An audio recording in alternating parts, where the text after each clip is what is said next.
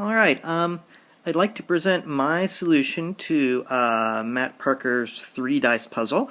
I will put a link to his original video down in the doobly-doo.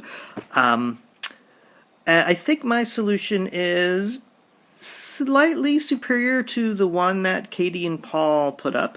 So I call this the deader easier solution compared to their dead easy solution. I want to say that at first, so I didn't use any modular arithmetic. Although at first I was trying quite a few things with modular arithmetic, because that was Matt's original solution to taking 3 dice and reducing it to 1 dice, and a lot of people did try something similar as well. And in fact, initially I did try summing the 3 dice and taking it mod 3, but what I was doing is using that to determine which die to drop, and then summing the other 2. But it turns out when you do that, the distribution is just too wonky and there's too many special cases to work around. So instead, I came up with this other solution. So there are a couple cases to consider, but I think they're pretty easy to recall for the most part. So the first thing is, if you roll triples, what do? Well, if it's triple 1s or triple 2s, then you're going to count that as double 3s. So in other words, it's the sum of, basically, it's just getting a 6. On the other hand, if you roll triple 5s or triple 6s, then we're going to consider that as being a double 4, so in other words, it's as if it was an 8. You might say, what about triple 3s or triple 4s? Why didn't I address that? Well, you're going to see that essentially gets subsumed in the next rule anyway. Essentially, triple 3s will count as double 3s, and triple 4s would count as double 4s. But these are the ones that don't work the way you would expect. And I just want to point out, this situation doesn't happen very often. So actually, it happens exactly 4 out of 216 times. So most of the time, you don't have to concern yourself with getting these triples. So what do you do the rest of the time? So, simply, all you have to do is ignore the middle die and sum the low and the high. So, in other words, suppose you roll a 1, 2, or 3. Now, when you roll it, I mean, the dice are identical. They might not be in that order, but so whatever you roll, you just put it in the order, and you just ignore the middle die. So, in this case, if you rolled a 1, 2, 3, you'd ignore the 2, and you say, all right, 1 plus 3 is 4. So, I don't necessarily count that as rolling a 1 and a 3. I think of it in terms of the sum. So, Katie and Paul's system does have a slight advantage to mine in that they actually give the particular pair that each triple corresponds to, and I just give the sum that it corresponds to. And then, for most situations, that is actually all that matters, is the sum of the 2 dice. Let's try another example. Suppose you roll a 4, 4, and a 5. In this case, when you put it in order, the middle die happens to be a 4. I mean, the low one is also a 4, but in particular, the middle one is a 4. So you ignore the 4, and you do 4 and 5 is 9. So that would count as a 9. So, all well and good. And boy, this system is so easy to use. It's perfect. Except that 1/6 of the time, you do need to do something kind of ugly. So, and this is the kind of weird special case thing. So the fact that we're knocking out the middle die kind of skews the result in a way to make it not act like a pair of dice, like the sum of a pair of dice would.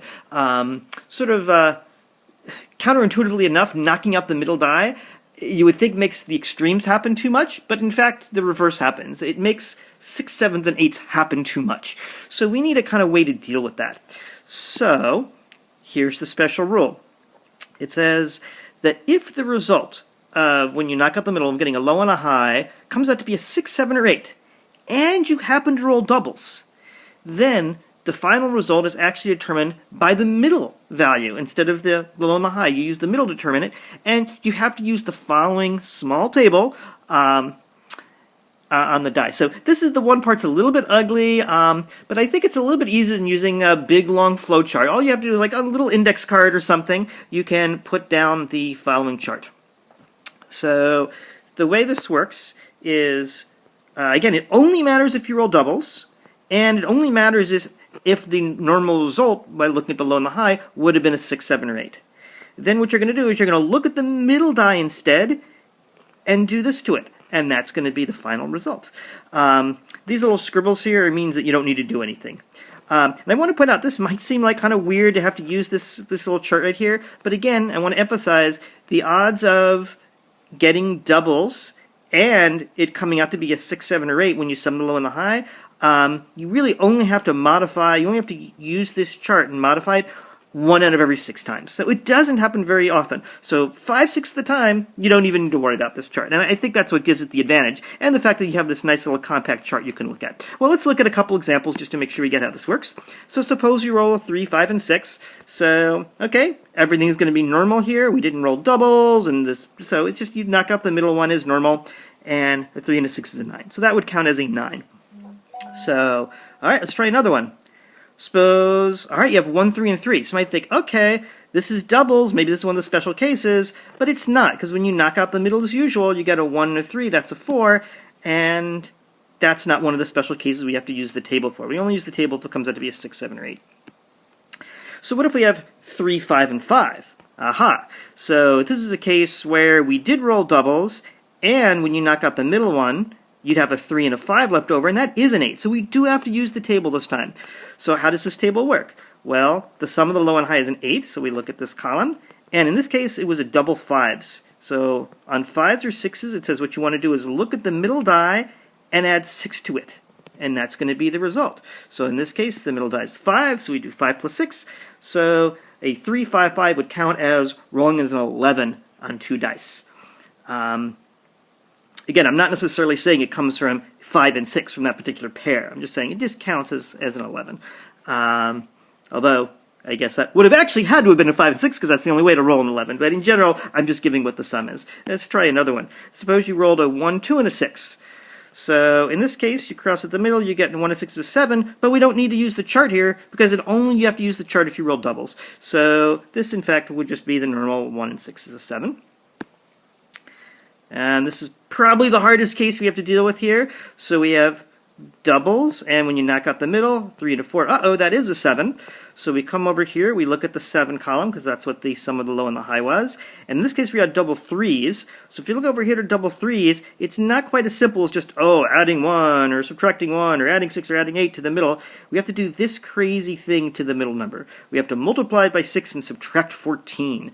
So, kind of apologize for the sort of ad hoc formula here to get it to work, but that's what we have. So, all right, so we take the middle number, which is 3, multiply it by 6, 18, take away 14 is 4.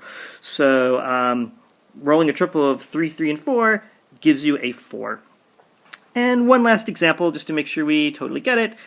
Suppose you rolled 5, 5, 5. In this case, you might have to think back to the earlier page, but triples were a special case, and if you rolled a high triples, triple 5s just were the same as a double 4s. 4 4 became an 8. And that's why I didn't specify anything special for triple 3s and triple 4s, because if you had rolled, suppose this had been like triple 4s, you could have just applied the rule about knocking out the middle, because you didn't have doubles, so we don't have to worry about that. You got triples, not doubles. So you knock at the middle, and it would have been 4 and 4 anyway. So anyway, that's it, and I hope you enjoy my system.